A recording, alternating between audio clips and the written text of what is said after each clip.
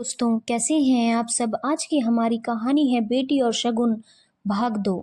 पिछले भाग की कहानी में आपने पढ़ा कि कमल जी अपनी बेटी अनु के होने वाले ससुराल से लौटे थे तो उनके हाथ में पर्ची थी।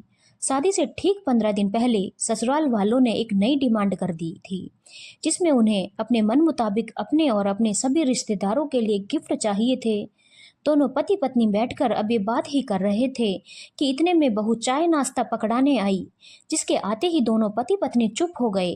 अब पढ़िए आगे। खैर, कोमल ने चाय नाश्ता पकड़ाया और चुपचाप अंदर आ गई।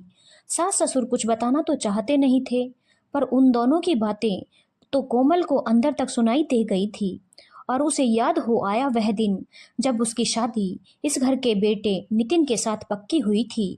ससुराल वालों की कोई खास मांग नहीं थी, उन्हें तो सिर्फ कन्या और कलश चाहिए था। कोमल के माता पिता मध्यम वर्गीय परिवार के लोग थे, इसीलिए बहुत खुश थे कि देखो कितना अच्छा परिवार मिला है। हर किसी से उसके ससुराल की तारीफ करते हैं। इसके ससुराल वाले बहुत ही नेक दिल हैं, इतने अमीर हैं, फिर भी दहेज तो बिल्कुल भी नहीं चाहिए उन्हें, केवल कन्या और कलश चाहिए। हमारी बेटी के तो भाग खुल गए। शादी की तारीख निकली और सब जुट गए तैयारियों में। दादी का कहना था कि कोई दहेज तो नहीं ले रहे, तो एक काम करो, शादी में खर्चा थोड़ा ज्यादा कर दो, जिससे सब लोग खुश हो जाएं। पिताजी ने ऐसा ही किया। थी तो एक मध्यम वर्गीय शादी ही, पर फिर भी हर चीज एक से बढ़कर एक। जो एक पिता अपनी हैसियत के अनुसार कर सकता था, वही कोमल के पिता ने किया। इतना पैसा कभी किसी मध्यम वर्गीय परिवार में सेविंग के नाम पर इकट्ठा नहीं हो पाता, इसलिए कर्जा तो लेना ही पड़ा। शादी के कुछ दिन पहले ससुराल की तरफ से कोमल के पिताजी के लिए बुलावा आया। वे वहां पहुंचे तो ना कोई आव भगत और ना ही कुछ। सबसे पहले उन्हें एक पर्ची पकड़ा दी गई। समधी जी, ये कुछ शगुन, कपड़े और गिफ्ट हैं जो हमें और हमारे रिश्तेदारों को आपको देना पड़ेगा। कोमल के पापा कभी पर्ची को देखते तो कभी समधी जी का चेहरा। इतने में कमल जी ने कहा, समधी जी, क्या सोच रहे हैं आप। देखिए, हम आपसे कोई दहेज तो नहीं ले रहे, लेकिन हम भी तो दूसरों से लेकर बैठे हैं, तो देना भी तो पड़ेगा ना। आप भी समझदार हैं। पापा कुछ कह ना पाए। अचानक से हुई इस डिमांड से चुप हो गए और पर्ची भी लेकर पापा घर आ गए। जब माँ ने पर्ची खोलकर देखी तो 60 लोगों के कपड़े मांगे गए थे। उन सब पर 1100 शगुन और गिफ्ट के तौर पर सभी के लिए चांदी के सिक्के। इसके अलावा सास ससुर के कपड़े, शगुन और गिफ्ट अलग। और यह पर्ची तो सिर्फ लगन के लिए दिए जाने वाले गिफ्ट थे। इसके अलावा बेटी के विदाई के साथ भेजे जाने वाले गिफ्ट अलग। एक बार तो माँ भी सकते में आ गई थी, लेकिन ये तो रिवाज है, अभी दहेज तो भी देते तो इतना खर्चा करना ही पड़ता। यह कहकर दादी ने माँ को चुप करवा दिया। लेकिन मांग के तो ही ले रहे हैं वे लोग, क्या हम लोग अपनी तरफ से कुछ गिफ्ट ना देते। बाद में बच्ची को परेशान किया तो। माँ ने अपने मन के वहम को दादी के सामने कह दिया। अरे कुछ नहीं होगा, मेरा दिल कहता है कोमल खुश रहेगी, लेकिन इतना कुछ कैसे हो पाएगा। माँ ने दबी जबान से कहा, सब हो जाएगा, तुझे चिंता करने की जरूरत नहीं है। दुल्हन की माँ है, तेरे पास और भी बहुत से काम हैं, उन्हें कर। दादी ने डांट कर माँ को चुप करवा दिया। पर इतने जल्दी इतना कुछ कैसे हो पाएगा। पैसे भी। अब की बार पिताजी ने कहा, अरे एक ही तो बेटी है, उसके बाद तो दोनों बेटे हैं, उनके लिए इतना तो कर ही लेंगे। है मेरे पास, तू फिक्र ना कर। दादी ने कहा तो पिताजी के चेहरे पर थोड़ी तसल्ली आई, पर दादी के झुर्रीदार चेहरे की सिकन बहुत कुछ बयां कर रही थी। दादी कोमल को बहुत प्यार करती थी। अपनी माँ से ज्यादा कोमल अपनी दादी के साथ ही रही थी। दादी का चेहरा उसे आज भी अच्छे से याद है। पैरों में मोटी मोटी चांदी की पायल और कानों में सोने के झुमके। दादी को हमेशा बस इन्हीं दो गहनों में देखा था। दादी के माता पिता ने बड़े प्यार से उनकी शादी में उन्हें दिए थे। पहले अपने बक्से में हमेशा रखा करती थी, लेकिन जैसे जैसे उम्र हो गई और बीमार रहने लगी तब निकाल कर पहन लिए। बस यही कहती थी कि अपने माता पिता के आशीर्वाद को पहनकर ही जाऊंगी। मेरे मरने के बाद खुलवा लेना और कोमल को दे देना। पर शादी के एक सप्ताह पहले वह दोनों चीजें गायब हो चुकी थी। कोमल ने पूछा, दादी आपके झुमके और पायल कहाँ हैं।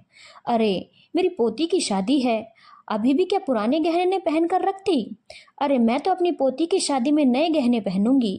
दादी की बात पर कोमल मुस्कुराकर चुप रह जाती, पर माँ की तरफ देखते ही उनका चेहरा बहुत कुछ बयां कर गया।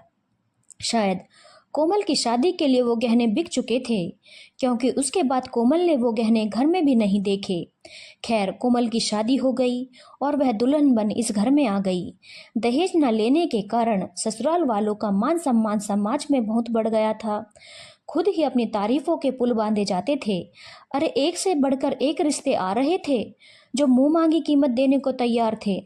पर भाई, हम तो सिद्धांतवादी लोग थे, इस कारण दहेज में कुछ भी नहीं लिया। पर सच्चाई तो कोमल को अच्छे से पता थी। अभी तो सिर्फ शादी ही हुई थी, जहां एक मुश्त खर्चा देना पड़ता है। असल खर्चे तो अब शुरू हुए थे। एक लड़की के माता पिता के लिए तो रीति रिवाज कभी खत्म होने का नाम ही नहीं लेते। आज ये त्योहार तो कल वो त्योहार, आज घर में ये उत्सव है तो कल वो। नाम सिर्फ कन्या और कलश का होता है, लेकिन जितना निकलवा सकते हैं निकलवा ही लेते हैं। कभी जमाई जी का जन्मदिन आ रहा है तो कभी समधी जी का, कभी यह तीज त्योहार तो कभी वह। हर बार कुछ ना कुछ डिमांड कर दिया जाता और कोमल कुछ ना कह पाती, और उसके माता पिता को कर्जा लेकर ही सही पर डिमांड पूरी करनी पड़ती। ऐसा करते करते एक साल बीत गया। फिर वह दिन भी आया जब कोमल को सामने आना ही पड़ा। दरअसल हुआ यूं कि कोमल के मायके में उसकी दादी का देहांत हो गया। पहले तो ससुराल वालों ने उसे वहां भेजने से ही मना कर दिया। उनके अनुसार उनके पास वक्त नहीं था। अगर कोई मायके से लेने आ जाए तो भेजने के लिए भी मना नहीं है। अब ऐसे माहौल में भला कौन लेने आता? मजबूरन वह कुछ ना कर सकी। पर फिर लोकाचार के तहत ससुराल वाले आखिर तीसरे दिनों से वहां ले जाने को तैयार हुए, पर उसमें भी यह कहकर सिर्फ नितिन और कोमल को भेज दिया गया कि हम लोग बाद में आ जाएंगे। नितिन की बैठक अटेंड कर कोमल को वहीं छोड़ रवाना हो गया। 7वें दिन उसके सास ससुर उसके मायके वालों से मिलने के लिए आए। बमुश्किल आधा घंटा ही रुके थे और जाने को तैयार हो गए। कोमल की माँ ने विदा होते समय सुमन जी को एक साड़ी निकाल कर दे दी। साड़ी लेते समय सुमन जी ने नाक बहुत सिकोड़ लिया, जिसे कोमल ने देख लिया। अपने सास ससुर को छोड़ने वह बाहर तक आई तो सुमन जी ने वहीं पर तमाशा शुरू कर दिया। ऐसी साड़ी दी है, हमारी कोई इज्जत नहीं है क्या? सिंपल सी लेस लगी हुई। मम्मी जी, माँ के हाथ में जो साड़ी आई वही तो निकाल कर दी थी। हाँ, तुम्हें तुम्हारी माँ की गलती कब लगेगी? मैं तो यह साड़ी किसी काम वाली को देना ही पसंद करूंगी। जैसी आपकी इच्छा, कोमल ने दो टूक जवाब दे दिया, जिससे सुमन जी आग बबूला हो गई। पर उसी समय कमल जी ने उन्हें वहां चुप करवा दिया और दोनों वहां से रवाना हो गए। कोमल वहीं खड़ी रही, मन ही मन जानती थी कि अब असल हंगामा शुरू होने वाला है। पर अब वह बिल्कुल भी चुप नहीं रहेगी। आखिर उसने ऐसा क्या निर्णय लिया? क्या हुआ उसके साथ जब वह दोबारा ससुराल गई? पढ़िए अगले भाग में। धन्यवाद दोस्तों। अगर आपको कहानी अच्छी लगी हो तो चैनल को लाइक, शेयर और सब्सक्राइब करना ना भूलें।